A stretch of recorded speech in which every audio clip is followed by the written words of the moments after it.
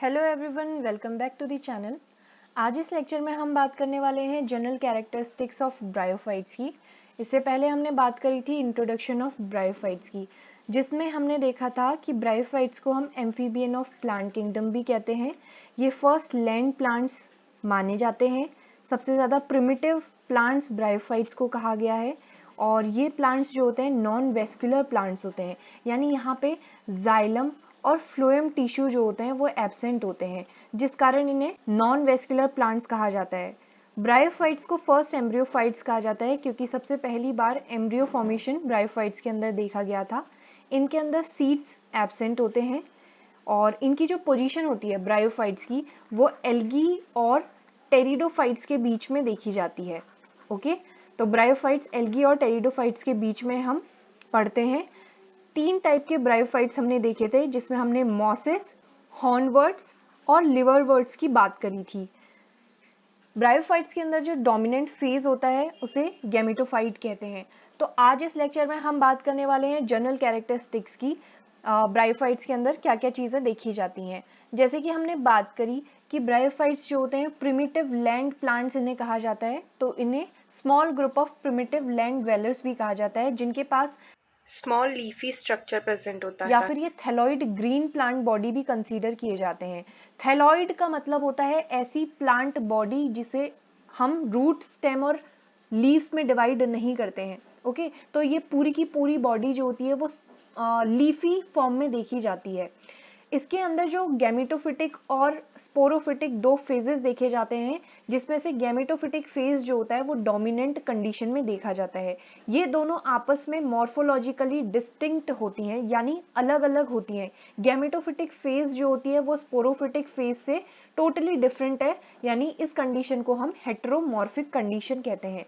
इसको आप इस इमेज के थ्रू समझ सकते हो, जैसे कि यहाँ पे एग्जाम्पल दिया है फ्यूनेरिया का, जो कि एक मॉस होता है। इसमें आप देख सकते हो कि दोनों फेजेस को दिखाया है, गैमेटोफाइट और यहाँ पे स्पोरोफाइट फेज भी प्रेजेंट है। तो सबसे पहले गैमेटोफाइट के अंदर प्रेजेंट होता है मेल ब्रांच और फीमेल ब्रांच, जिसमें रिप्रोडक्टिव ऑर्गन भी अलग अलग प्रेजेंट होंगे, मेल रिप्रोडक्टिव ऑर्गन और फीमेल रिप्रोडक्टिव ऑर्गन अलग से।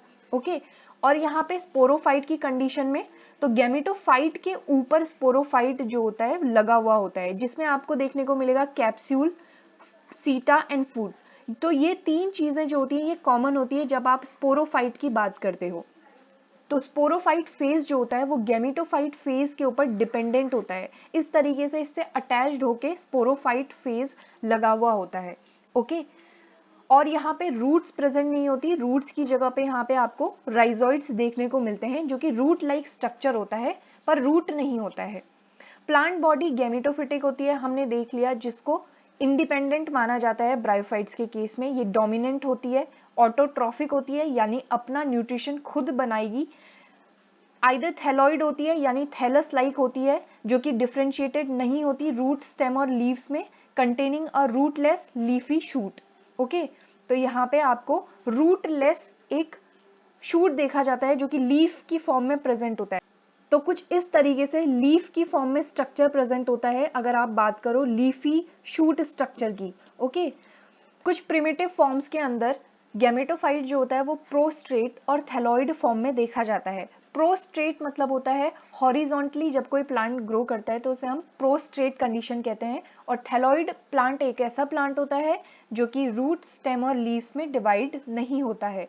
तो ये जो प्रिमिटिव फॉर्म्स थी वो रिक्शिया और मार्केंशिया के अंदर देखी गई थी। इसके अलावा कुछ मॉसेस के अंदर प्लांट बॉडी जो होती है वो इरेक्ट होती है और ये डिफरेंशिएटेड होती है स्टेम और लेटरल अपेंडेजेस के अंदर, जो कि लीफ लाइक स्ट्रक्चर फॉर्म कर रही होती हैं। ओके, प्लांट बॉडी जो होती है ब्रायोफाइट्स की वो बहुत ज़्यादा स्मॉल होती है। ये इसका जो रेंज है वो कुछ मिलीमीटर से लेके सेंटीमीटर तक हो सकता है। जैसे कि इसका एग्जाम्पल जूपसिस जो प्लांट है वो सबसे स्मॉल ब्रायोफाइट्स होता है। इसका जो साइज होता है वो 5 मिलीमीटर होता है, जबकि जो टॉलेस्ट ब्रायोफाइट देखा जाता है वो डाउसोनिया होता है, जिसका साइज जो होता है 50 टू 70 सेंटीमीटर देखा गया है। आई होप आपको ये स्लाइड क्लियर होगी। इसमें हम इमेज देख लेते हैं जिसमें फर्स्ट रिक्सिया की बात करिए। रिक्सिया कुछ इस तरीके से दिखाई देता है अगर आप इसकी हैबिट की बात करो, और रिक्सिया का थैलस कुछ इस तरीके से दिखाई देता है जो कि डिफरेंशिएटेड नहीं होता है रूट, स्टेम और लीव्स के अंदर। नेक्स्ट जो स्ट्रक्चर है ये मार्केंशिया का स्ट्रक्चर है जिसमें आपको जेमा कप देखने के लिए मिलते हैं, और इसमें रूट्स जैसा स्ट्रक्चर जो है वो राइजोइड्स यहाँ पे फॉर्म होता है। नेक्स्ट जो केस है वो है पोरेला। पोरेला के अंदर भी कुछ इस तरीके से रूट हेयर लाइक स्ट्रक्चर दिख रहा है आपको, उसको हम राइजोइड्स कहते हैं। नेक्स्ट है फ्यूनेरिया। फ्यूनेरिया के केस में आपको कुछ इस तरीके से यहाँ पे स्पोरोफाइट फॉर्म में दिखाई दे रहा है स्ट्रक्चर जो कि गैमेटोफाइट से लगा हुआ है। तो इसमें भी आपको फूट, सीटा एंड कैप्सूल दिख रहा है। ये जो फॉर्म है यहाँ पे फूट बनेगा, और ये स्टॉक लाइक स्ट्रक्चर जो है इसे हम सीटा कहते हैं, और ये है कैप्सूल। इसी तरीके से पॉलीट्राइकम का एग्जाम्पल है जिसमें आपको गैमेटोफाइट और स्पोरोफाइट दोनों फेजेस देखने को मिल रही है। लीव्स और स्टेम जो होती हैं एब्सेंट होती हैं अगर आप बात कर रहे हो ब्रायोफाइट्स की, ये प्रेजेंट होती हैं वेस्कुलर प्लांट्स के अंदर। ओके, तो जो ब्रायोफाइट्स की अगर हम बात करें तो इसके अंदर लीफ और स्टेम लाइक स्ट्रक्चर जो है एक्सिस और फाइलॉइड के फॉर्म में देखे जाते हैं। तो ब्रायोफाइट के अंदर अगर आप बात करते हो तो लीफ और स्टेम किसके फॉर्म में देखे जाते हैं? एक्सिस और फाइलॉइड के फॉर्म में देखे जाते हैं, जबकि वेस्कुलर प्लांट्स के अंदर लीफ और स्टेम देखने को मिलते हैं। रूट्स जो होती हैं वो एब्सेंट होती हैं ब्रायोफाइट्स के केस में। जो फंक्शन होता है रूट का एंकरेज और एब्जॉर्प्शन का, वो राइजोइड्स के थ्रू परफॉर्म किया जाता है। राइजोइड्स जो होते हैं या तो ये यूनिसेल्युलर अनब्रांच्ड होते हैं या फिर ये मल्टीसेल्युलर ब्रांच कंडीशन में देखे जाते हैं। यूनिसेल्युलर ब्रांच हिपैटिकोप्सिडा और एंथोसिरोटॉप्सिडा के अंदर देखे जाते हैं, जिसका एग्जाम्पल है Riccia, Marchantia and Anthoceros. Multicellular branch condition जो होती है ब्रायोप्सिडा के केस में देखी जाती है, जिसका एग्जाम्पल है स्फेग्नम और फ्यूनेरिया। ओके, कुछ मेंबर्स होते हैं ऑर्डर मार्केंशियल्स के जिसके अंदर आपको मल्टीसेल्युलर स्केल्स देखने को मिलते हैं इन एडिशन टू राइजोइड्स। यानी राइजोइड्स तो प्रेजेंट हैं ही, उसके अलावा कुछ मल्टीसेल्युलर स्केल्स भी यहाँ पे प्रेजेंट होते हैं, जैसे इसके एग्जाम्पल हैं रिक्शिया और मार्केंशिया। तो इनका जो कलर होता है मल्टीसेल्युलर स्केल्स का वो वॉयलेट देखा जाता है। ये मल्टीसेल्युलर फॉर्म में प्रेजेंट होते हैं और सिंगल सेल थिकनेस यहाँ पे देखी जाती है, यानी जो सेल है वो सिंगल लेयर की प्रेजेंट होगी और थिक फॉर्म में देखी जाएगी। इसका जो काम होता है ये प्रोटेक्ट करती है ग्रोइंग रीजन को थैलस के एंड हेल्प करती है वाटर के एब्जॉर्प्शन में। ओके, तो ये जो मल्टीसेल्युलर स्केल है इसका काम है कि जो भी ग्रोइंग रीजन है थैलस का उसको प्रोटेक्ट करने का और वाटर के एब्जॉर्प्शन में हेल्प करने का। प्लांट बॉडी जो होती है वो पैरेनकाइमेटस सेल से बनी हुई होती है ब्रायोफाइट्स की। वेस्कुलर टिश्यूज जो होते हैं वो कम्प्लीटली एब्सेंट होते हैं ब्रायोफाइट्स के अंदर। वेस्कुलर टिश्यू जाइलम और फ्लोएम को कहा जाता है जो कि कॉम्प्लेक्स टिश्यू होते हैं और ये वाटर और फूड के कंडक्शन में हेल्प करते हैं। तो फिर ब्रायोफाइट्स के अंदर वाटर और फूड को कौन ट्रांसफर करेगा? तो यहाँ पे देखा जाता है कि कुछ सेल्स जो होती हैं वो ग्रुप में अरेंज रहती हैं, यानी सेल टू सेल मैनर में अटैच रहती हैं, जिसकी मदद से वाटर और फूड का ट्रांसलोकेशन देखा जाता है। जैसे कि कुछ ब्रायोफाइट्स होते हैं, मॉसेस के अंदर ये देखा जाता है कि कुछ सेल्स जो होती हैं वो ग्रुप्स में प्रेजेंट रहती हैं, 2-3 के ग्रुप्स में ये प्रेजेंट रहती हैं, जिसकी मदद से ये वाटर का कंडक्शन करती हैं और फूड का ट्रांसलोकेशन करती है।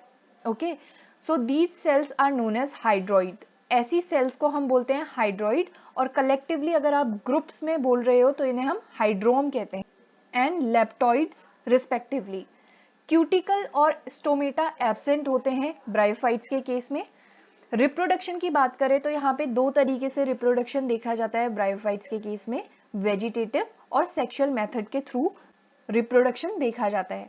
वेजिटेटिव मल्टीप्लिकेशन जो होता है वो ओल्डर पार्ट्स में डेथ और डिके अगर ये हो जाते हैं तो इससे क्या होता है एडवेंटिशियस ब्रांचेस फॉर्म होती हैं जो कि एक स्पेशल स्ट्रक्चर को बनाती हैं जिसे ट्यूबर या फिर जेमे कहा जाता है।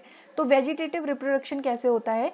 कुछ ब्रायोफाइट्स सपोज वो उनके जो पार्ट्स हैं वो पुराने हो चुके हैं, अब उनमें क्या हो गया है वो सड़ चुके हैं और कुछ की डेथ हो गई है, तो वो आगे चल के क्या करते हैं एडवेंटिशियस ब्रांचेस फॉर्म होती हैं जो कि स्पेशल स्ट्रक्चर बनाती हैं जिसे हम ट्यूबर्स कहते हैं और जेमे कहते हैं। इसे आप स्ट्रक्चर से समझ सकते हो कुछ इस तरीके से। तो वेजिटेटिव रिप्रोडक्शन के केस में आपको जो थैलस है इसके ऊपर इस तरीके से ट्यूबर्स दिखाई देते हैं जो कि एक नए ब्रायोफाइट्स को आगे चल के फॉर्म करेंगे। और इसी तरीके से जैमा आपको दिखाई देंगे, जिसमें जैमा कप इस तरीके से प्रेजेंट होता है जिसके अंदर जैमे प्रेजेंट होते हैं।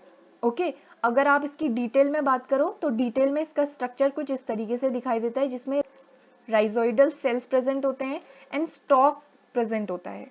ओके, सेक्सुअल रिप्रोडक्शन की बात करें तो ये oogamous टाइप का देखा जाता है, जिसमें सेक्स ऑर्गन जो होते हैं वो जैकेटेड फॉर्म में प्रेजेंट होते हैं, यानी कवर्ड होते हैं sex organ, and multi cellular होते हैं।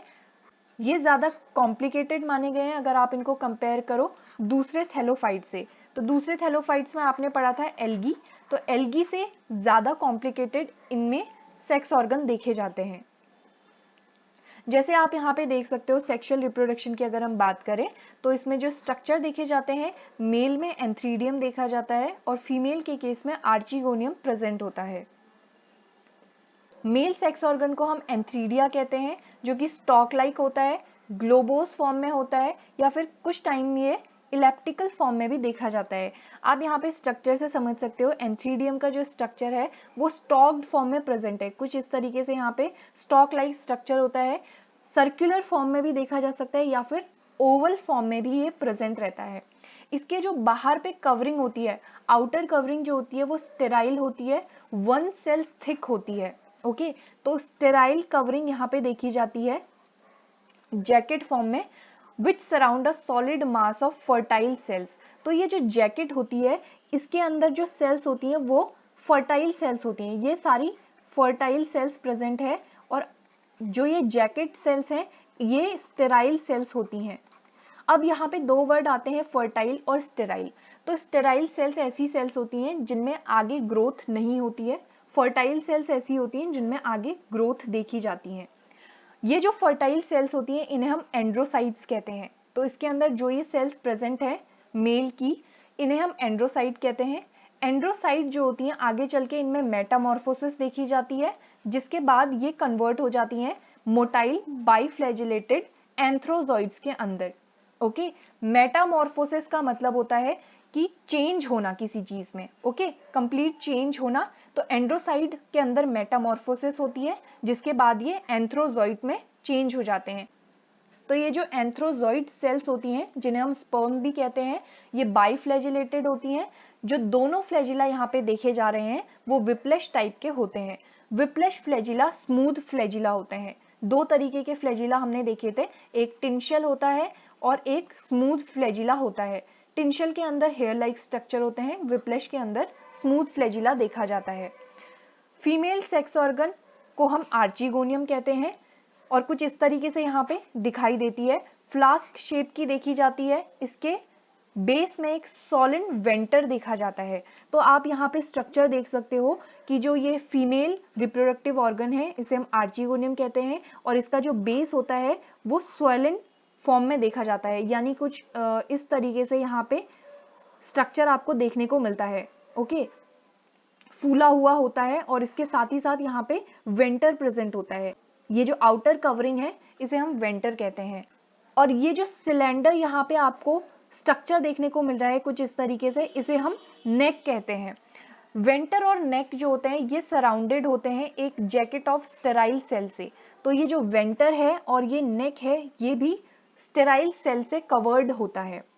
फर्टिलाइजेशन जो होता है ये वाटर की प्रेजेंस में देखा जाता है। वाटर और मॉइस्चर जब प्रेजेंट होता है तभी यहाँ पे रिप्रोडक्शन पॉसिबल होता है। ज्यादातर एंथ्रोजॉइड जो होते हैं वो नेक के थ्रू एंट्री लेते हैं, जिसमें एक स्पर्म जो होता है वो एग से आके फ्यूज करता है और यहाँ पे फॉर्मेशन हो जाता है डिप्लॉइड जाइगोट का। तो ये जो यहाँ पे एंथ्रोजॉइड होते हैं ये नेक के थ्रू एंट्री लेते हैं। एंट्री लेने के बाद ये यहाँ पे इस एग को फर्टिलाइज करते हैं। फर्टिलाइज होने के बाद ये फॉर्म करता है डिप्लॉइड जाइगोट। जाइगोट जो होता है वो डिप्लॉइड फॉर्म में प्रेजेंट होता है, इसीलिए हम इसे डिप्लॉइड जाइगोट कह रहे हैं। फर्टिलाइज एग जो होता है वो वेंटर के अंदर ही प्रेजेंट होता है, यानी यहाँ पे जो एंड्रोसाइट आए थे उन्होंने नेक के थ्रू एंट्री ली और ये इस एग को फर्टिलाइज किया। फर्टिलाइजेशन के बाद यहाँ पे जाइगोट का फॉर्मेशन हुआ। तो जाइगोट जो होता है वो वेंटर के अंदर ही प्रेजेंट होता है। ये जो स्ट्रक्चर है इसे हम बोल रहे हैं वेंटर, और ये जो नेक पोर्शन है यहाँ से एंथ्रोजॉइट एंट्री लेते हैं। एंट्री लेने के बाद ये जो जाइगोट यहाँ पे बना था फर्टिलाइजेशन के बाद, ये यहीं पे प्रेजेंट होता है। ये पेरेंट गैमेटोफाइट से अलग नहीं होता है, ना ही यहाँ पे कोई रेस्टिंग स्टेज देखी जाती है। ओके, तो it neither becomes independent from the parent gametophyte nor passes into resting period. तो कोई भी यहाँ पे रेस्टिंग पीरियड नहीं देखा जाता इस जाइगोट के लिए। ये जाइगोट सीधे ही इसमें डिवीजन देखा जाता है, जिसके बाद ये एम्ब्रियो का फॉर्मेशन करता है। तो इस जाइगोट के अंदर सीधे डिवीजन देखा जाएगा। फर्स्ट डिवीजन जो होता है जाइगोट के अंदर वो हमेशा ट्रांसवर्स देखा जाता है, जिसमें एपेक्स ऑफ एम्ब्रियो डेवलप होता है आउटर सेल की मदद से। ओके, ऐसे एम्ब्रियो को हम बोलते हैं एक्सोस्कोपिक एम्ब्रियो। अब ये जो वेंटर होता है ये साइज में इंक्रीज होता है और ये इनलार्जमेंट के थ्रू एक प्रोटेक्टिव मल्टी सेल्यूलर एनवलप को फॉर्म करता है, जिसे हम कैलिप्ट्रा कहते हैं। इस कैलिप्ट्रा के अंदर अब ये जो एम्ब्रियो है वो क्या करता है, डेवलपमेंट उसका देखा जाता है। यहाँ पे जो हमने एम्ब्रियो देखा था, आगे चल के ये डेवलप हो जाता है स्पोरोफाइट के अंदर। तो ये जो स्पोरोफाइट होता है इसे हम स्पोरोगोनियम भी कहते हैं। ये एम्ब्रियो से डेवलप होता है, जिसका स्ट्रक्चर जो होता है सिंपल होता है, विदाउट राइजोइड्स हम इसे देखते हैं। तो स्पोरोफाइट डेवलप होता है एम्ब्रियो के थ्रू, इसे हम स्पोरोगोनियम भी कहते हैं। इसका स्ट्रक्चर जो होता है सिंपल होता है, इसमें राइजोइड्स नहीं देखे जाते हैं, ना ही यहाँ पे स्टेम और लीव्स प्रेजेंट होते हैं। और ये जो स्पोरोफाइट होता है ये कंप्लीटली डिपेंडेंट होता है गैमेटोफाइट के ऊपर। क्योंकि हम यहाँ पे ब्रायोफाइट्स के बारे में पढ़ रहे हैं, तो हमने देखा था कि जो ब्रायोफाइट्स होते हैं उनकी जो लाइफ साइकिल होती है वो डोमिनेंट यहाँ पे गैमेटोफाइट होती है। तो जो स्पोरोफाइट होता है वो कंप्लीटली डिपेंडेंट होता है गैमेटोफाइट के ऊपर। स्पोरोफाइट जो होता है ये डिफरेंशिएटेड होता है फुट, सीटा एंड कैप्सूल में। कुछ मेंबर्स के अंदर स्पोरोफाइट सिर्फ और सिर्फ कैप्सूल से रिप्रेजेंट किया जाता है, जिसका एग्जांपल है रिक्सिया। और कुछ मेंबर्स के अंदर फुट और कैप्सूल की मदद से स्पोरोफाइट को रिप्रेजेंट किया जाता है, जैसे एग्जांपल है कॉर्सिनिया। आप यहाँ पे डायग्राम की मदद से देख सकते हो। मार्केंशिया के केस में आपको कैप्सूल, सीटा एंड फुट देखने को मिलता है। रिक्सिया की केस में आपको कैप्सूल देखने को मिलता है। कॉर्सिनिया के केस में आपको फुट और कैप्सूल देखने को मिलता है। तो इस तरीके से बात करते हैं हम स्पोरोफाइट की। स्पोरोजीनस सेल्स जो होती हैं वो कैप्सूल के अंदर प्रेजेंट होती हैं, जो कि आगे चल के ये फॉर्म करती हैं हैप्लॉइड स्पोर्स को। इन हैप्लॉइड स्पोर्स को हम मियोस्पोर्स भी कहते हैं, जो कि प्रोड्यूस होते हैं आफ्टर मियोसिस के प्रोसेस से। मियोसिस का प्रोसेस जो होता है वो मियोस्पोर्स के फॉर्मेशन में हेल्प करता है। जितने भी स्पोर्स प्रेजेंट होते हैं वो शेप और साइज में सिमिलर देखे जाते हैं। स्पोर्स जितने भी प्रेजेंट हैं वो सारे के सारे नॉन मोटाइल फॉर्म में प्रेजेंट होते हैं और ये स्प्रेड होते हैं विंड के थ्रू। ओके, विंड यहाँ पे मेन रोल प्ले करती है, जिसकी मदद से स्पोर्स जो है एक जगह से दूसरी जगह पे पहुंचाए जाते हैं।